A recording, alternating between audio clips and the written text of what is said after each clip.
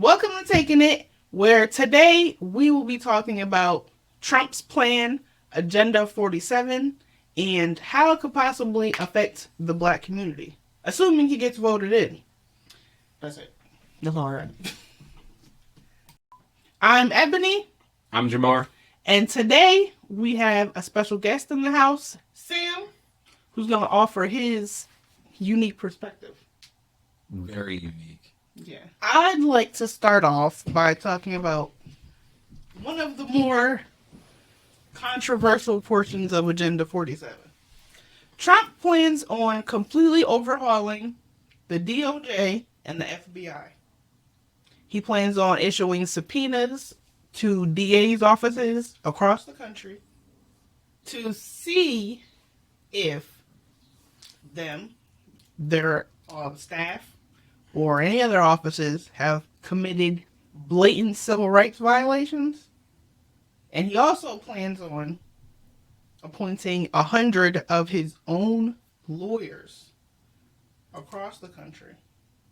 Oh, so he's trying to make sure DA officers are properly handling business. He's saying that they aren't issuing charges where charges are due. Oh, damn, that's crazy. Yes. I don't think the government would ever do that. It doesn't to me. I don't think the government has ever arrested anybody off the conditions of racism in the last 8 years.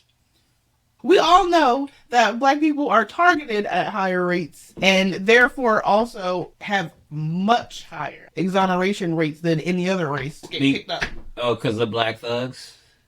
What? Yeah, it's like because they're black thugs, and then the other people are just people who made bad decisions once. But black people are seen as, super predators, so they probably chose to do it. Is that what you're talking about? No! Oh, okay. I'm saying...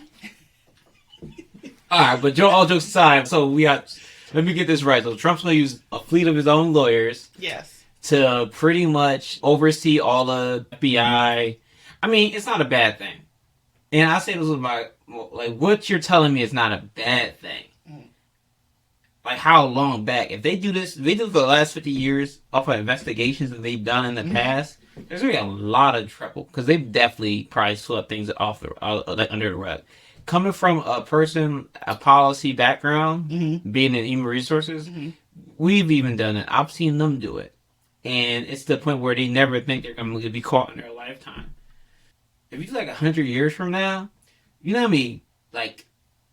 Things would be pulled back and said, yo, this wasn't right. Like the 50s and the 60s, they weren't they were around the corner. You know how much injustice there definitely had back then? A lot. So for you to pull that back is incredible. What's the statute of limitation? Was it limitation? Yeah. On actually holding them accountable too.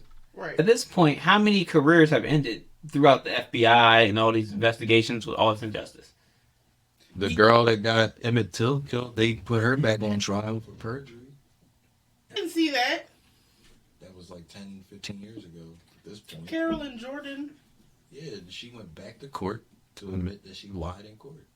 And then they didn't do anything with that? What's the point of that then? I guess the point of it was to tell you how fucked up the government is. Put the rest of her days in jail. I'm not going to sit here and lie and say I know exactly murder. what happened. She may have had to sit in jail after that. I've never seen that. No. Her name is Carolyn Jordan? Yes. I can look it up right now. George Floyd. They'll have to go back George and Floyd send is them one. cops. I don't think that's what Trump's plan really is. So what do you think is going to happen? Think that he's going to go in and do the opposite.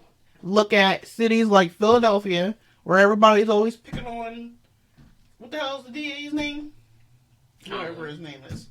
They was picking on him, saying, oh, he's letting all the thugs and criminals run free in the city and blah, blah. He's not harsh enough. I think that's what Trump is looking at. So you think he's going to go back in there and be yo, these were not good enough sentences and resentence? I think he's looking at charging the DAs. Oh, for making bad decisions. Right. Well, it's a 50-50 shot. You can get really bad or really good, I think. In some of the states like Mississippi, down south, where there's huge levels of homicide and race hate crimes. Mm-hmm. It's Carolyn Bryant. I knew it was the basketball player's last name. Okay. Last. It sounds like it could be a couple years ago. Well, here's my thing with that. Like, if you die, it's like the whole Jesus Christ thing. Before you die, you want to attest for your sins. Because you probably didn't feel good about it. You know what I mean? Like, some things we know we've done we never admit. But you got to admit that, I guess. She lied, got a 14-year-old boy killed, tried to cover up. Well, she did, well, I guess she really didn't have to cover up for her last year. Mm-hmm. Yeah. My soul's leaving my body. I had to tell you. I'm going to say what I want to say because we're on camera. But anyway, she lied, got a 14-year-old boy killed. She went on about her life. The two men who killed him lived actually horrible lives, thank goodness. What happened? Died early. They died. That's a whole nother story. Very well. But they didn't have another day of peace in their lives until they passed away. As they deserved. But anyway, so then she waits till she thinks she's old and about to die to admit, yeah, I was lying. He didn't even do it. Not that he deserved to die for doing it, but she admits, yeah, I lied. He never even did that. I just made it up. So you're saying, like, if Trump gets elected, he gonna go in the past and help out with that? Right. He wants to look at... Bro, you might as well go to his whole childhood then. He's old enough where it was more racist. Yo, who worked for my ages? Who's still alive? Who's that? Trump and Biden. They're all in that age of pre-rights. Exactly. I think it's a weird stance for him to take. But why would you say it's a weird stance to take? Because how can somebody who, throughout their career and their life, who's skirted jail time, be like, make it part of his presidential plan to be harder on people skirting jail time? How about skirting? I don't think it's necessarily harder on people skirting jail time because you can pay money to the government and they'll say you ain't going to jail. All right, you got enough money. You give me $1 million. That's your restitution. You don't got to go to jail. More on poor people? It is. Honestly, it is. You know why? Because I've seen so many things. You get your driver's license back if you got money. As long as you pay the fine, that's true. You literally can get anything back right away. It literally says, I've seen it. If I have enough money, I can pay my fine and I'm good. Yeah. Some places will arrest you unless you pay like $500. You either get arrested for 30 days or you pay $500. Yep, that's true. But if you get arrested for 30 days, they suspend your license. But if you cough up $500, you ain't go to jail, you ain't go see a suspension, nothing. Where's that $500 go? That's my question. In their pockets to pay for all them people that have jobs and serve absolutely no pay their paychecks. So where do the fines go? What fines do? Holiday bonuses? Probably. We don't have enough but if anything, we need more investigation on where funds are. I know a lot of local governments are being audited, like paycheck wise, and they're figuring out a lot of local governments are actually getting 2 paychecks. Elaborate on that, 2 paychecks. What you mean? Let's say if you work in a government and you know somebody that works in your local government, they can register you for 2 employee IDs. You get 2 paychecks. Heck. That's what HR. Not really. So if you don't give the correct EIN number, correct, you can literally bypass everything. That's true. And then guess what? They're not going to audit you for that. And all you got to do in HR or finance is to say you gave out in bonuses. Or you gave out a different way. So basically that money did not benefit the company in any way. That money was dispersed evenly amongst our employees. But yeah, that can happen. And that happens more than people think it does. Right. There's no over. Exactly. Yeah. Corporations, their goal is to make money, so they look at it. But jobs are for government are to govern.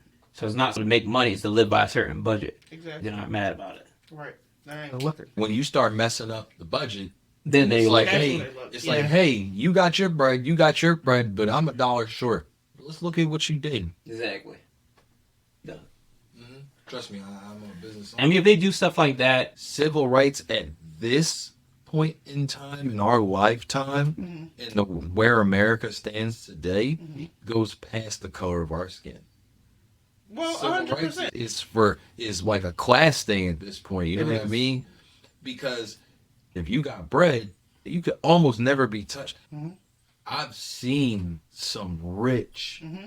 kids, and it's always kids that do the craziest stuff, Next thing you know, they got a brand new car. Daddy done paid their tickets, and they're back at school in a week. I was in court in Upper Providence.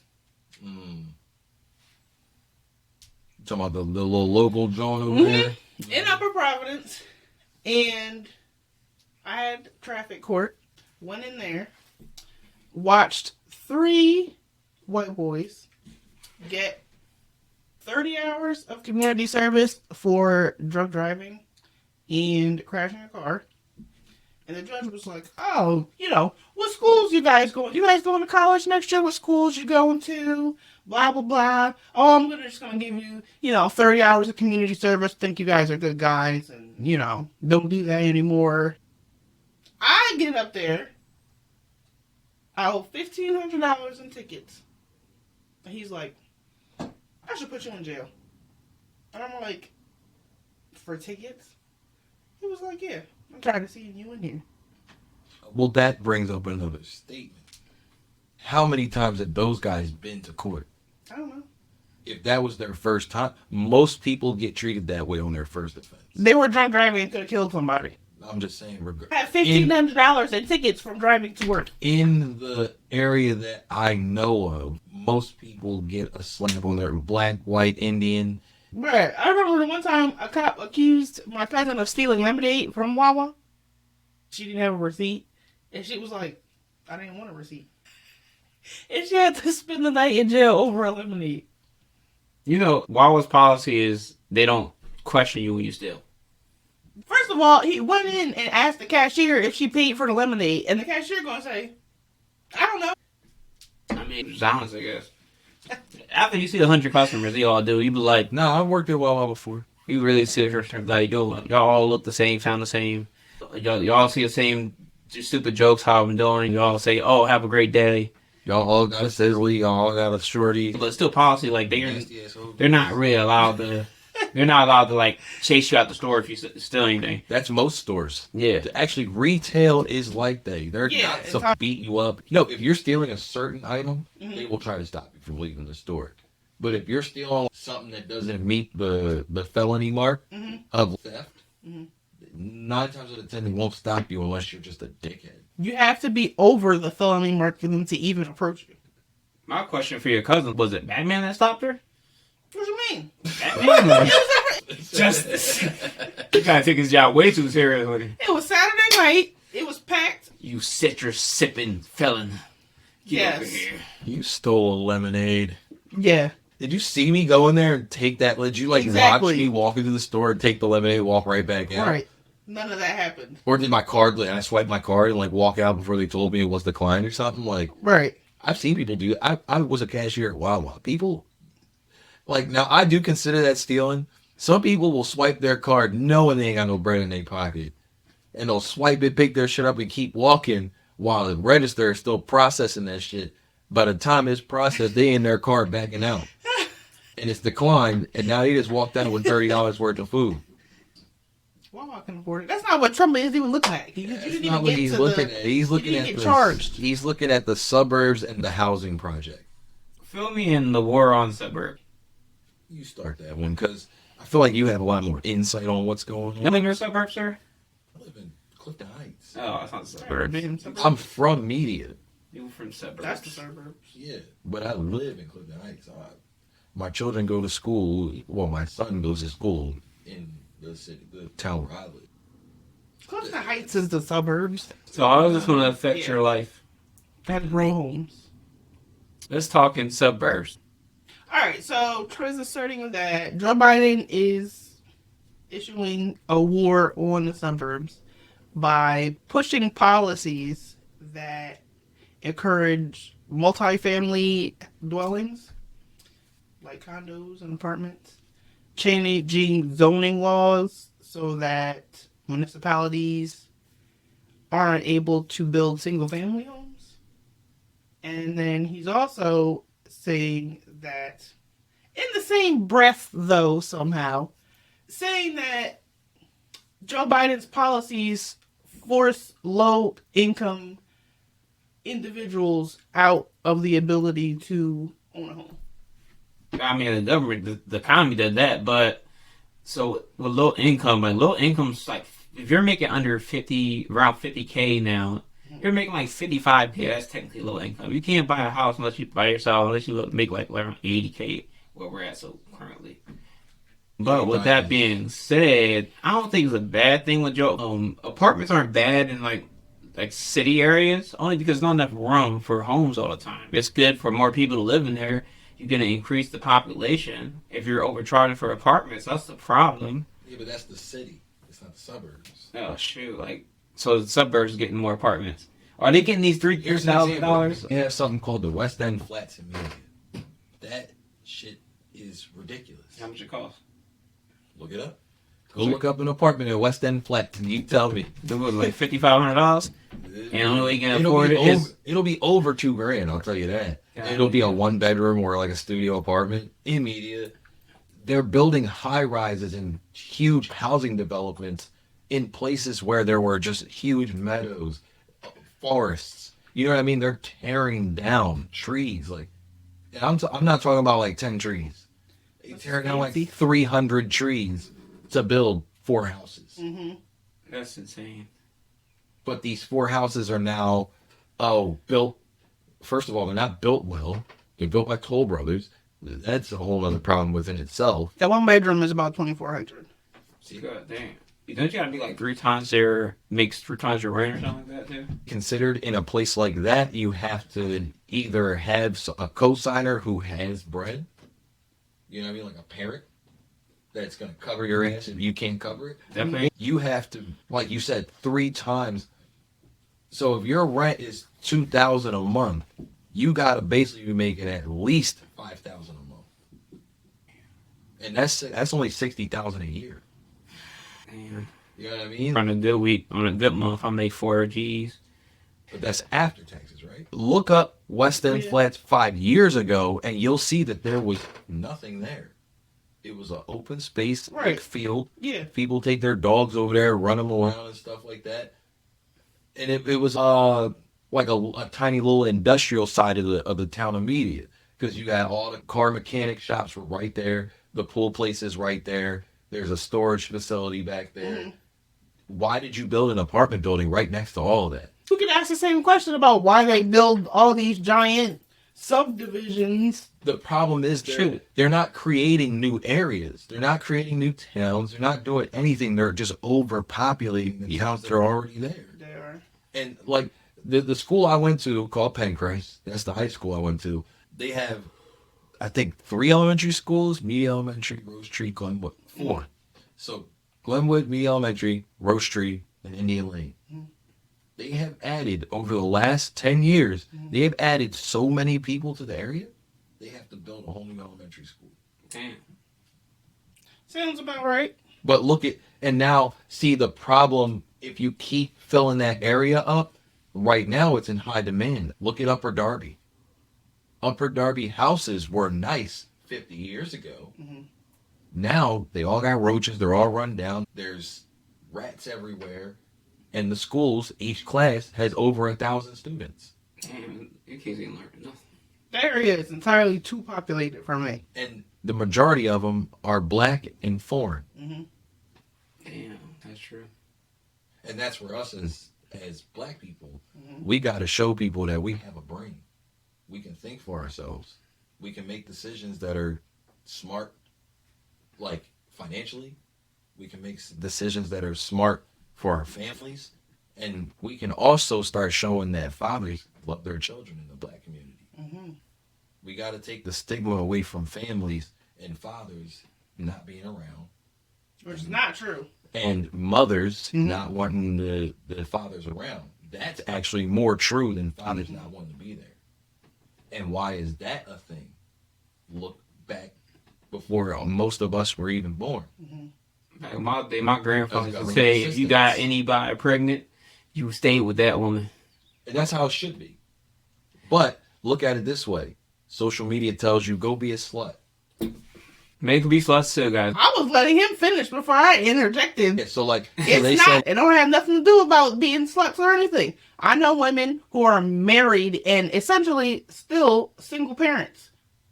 Because men become complacent and lazy, whether they're a dad or Now, not. but you see, that's where it That's comes why so down. many women who feel like it's okay to just have kids because they want kids, but not really have to feel like they need to be subservient to a man.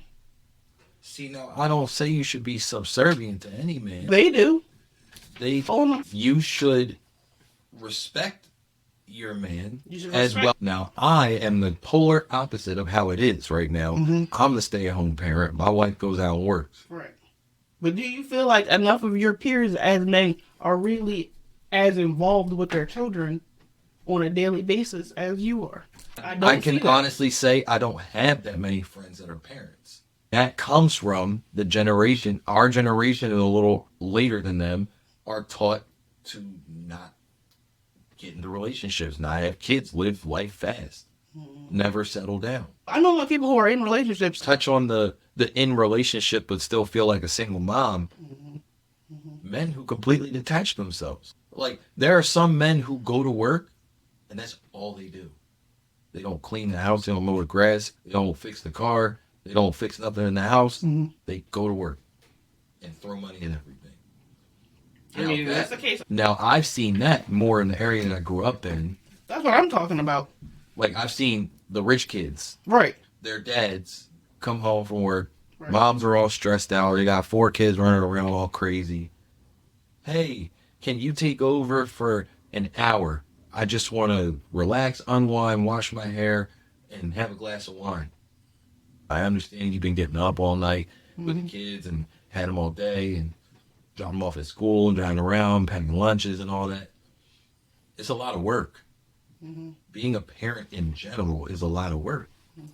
All right. So with that being said, that's the normal American dream. That kind of family. But that's A nuclear family. But with the way that people are being raised up, it's fading away.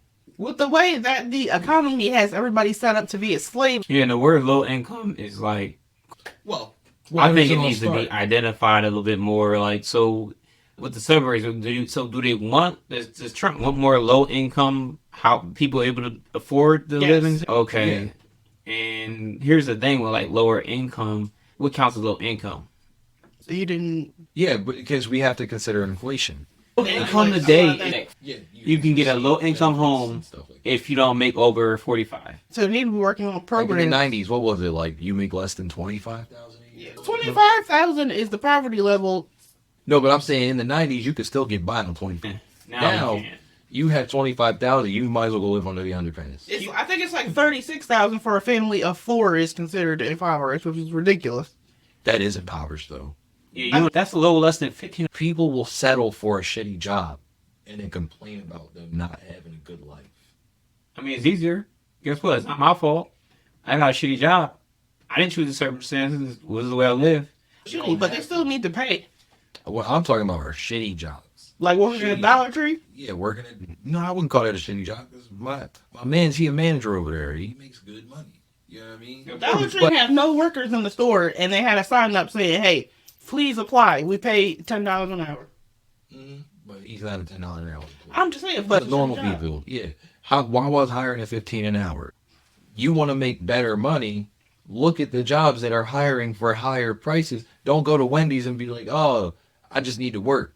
I know you're only paying me $8 an hour, but I need to work. Bro, a landscaping company will pay anybody. You don't know what you're doing out there? We'll pay you $20 an hour. Come work. Because we making thousands of dollars, and they But just that's need what I'm bodies. saying. Think about it. People go out and settle for terrible jobs. Yeah, but still, I mean, Wendy's pays crappy, but they're still reckoning billions. Because they have a billion restaurants. A lot of people don't teach career paths early enough. And that's why a lot of us, and even in black neighborhoods, we're in poverty. We don't know about the career path. We literally get a job and try to figure it out. We should have known by 12 what we could do. We don't know what we could do yet. And our potential. So we don't know. We're just reacting the whole time for 10 years. And by the time you're 30, you still broke as shit. And you're just making your life decisions at 30. And that's the biggest problem I see every day. These kids that are getting in these jobs don't know what they want to do. They don't know who they are. And they're literally reacting. And see, to touch on that, I have a real life, we got into a big argument about this. And this is where it became almost a kind of a race argument where it was like, bro, this is what's wrong with the majority of the black community. Why is it that our kids come to us and say, Daddy, I want to be a doctor. I want to be this. I want to be that. And you say, college is a scam. You're going to be in debt if you do that. Get a job when you turn 18 and get the hell out of my house. What the fuck kind of mentality is that? But seriously, what kind of mindset is that? That's a poverty mindset. That is a very impoverished mindset. Your child tells you they want to be a doctor? Mm-hmm. You're like, get into reality. We're poor. And that's not get reality. Get a job and dip. How many poor people, how many rich people have came from nothing? Nothing, right. And I'm not talking about rappers and movie stars. Right. I'm talking about like Warren Buffett's. Right. Like people who literally just thought about what they want to do with their life. Mm-hmm. And their parents were that supportive. Okay, son, you want to do this? Well, we need to start doing this. We need to get you into this type of school in general.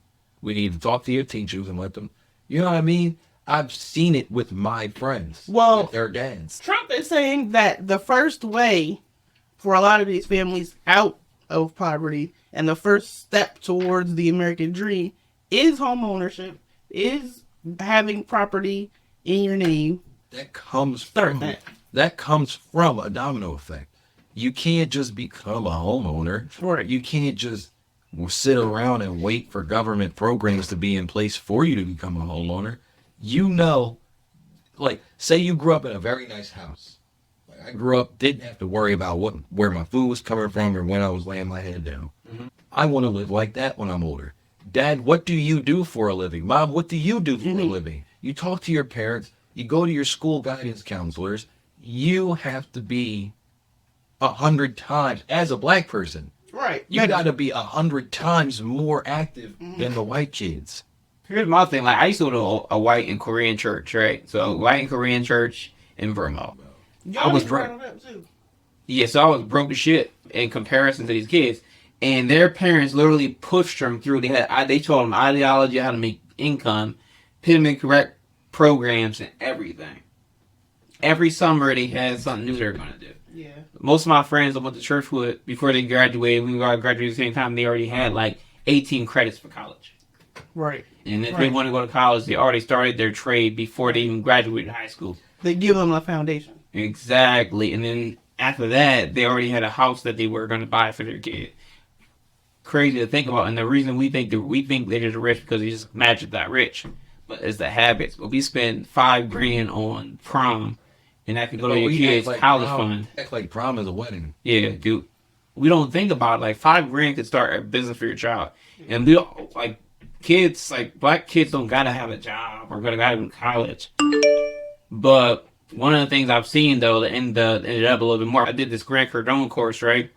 And they taught us how to scale businesses. They taught us how to plan, market, and then scale. And it was, I say, 30 kids that were less than 18 years old in that program. Damn. So you're teaching your kids, and that program costs $10,000 to get in. Damn. So, like, you're teaching your kids stuff like that. And that's what I'm saying. We don't prepare our kids to succeed. We just hope they succeed. And most times we only think that because we somehow figure it out. We didn't really figure it out. Right. Because if you're making under $100,000 now, it's kind of a choice. Anything you do in life is a choice, unless you are just an unfortunate person. Lives. Yeah. Then I can agree with that. Yeah. There's a cycle of education, and the first part of education is ignorance. Everyone starts ignorant in everything. Mm-hmm. So, I mean, you start off not knowing nothing. Yeah. Right. With that being said, if he's really going to is going to allow more home ownership, that would be great. Because I've seen people who own stuff have a lot more, let's say, they care a little bit more in life. Right. People who are renting don't sweep their sidewalks. Don't cut their grass. Look at my grass. We ran. So, like, I got to call my landscaper. And he's got to get that thing together. Call me. So, for I told you I said I'm on business. Right. Okay, so anyway, let us know what you think about Trump's plans in the comments. How do you think he mentions us specifically in these topics? So let us know what you really think his plan is, or how he plans to incorporate us into his possible presidency. In a positive way, not a negative. Either way. You gotta see the positive. That's true. Anyway, peace out.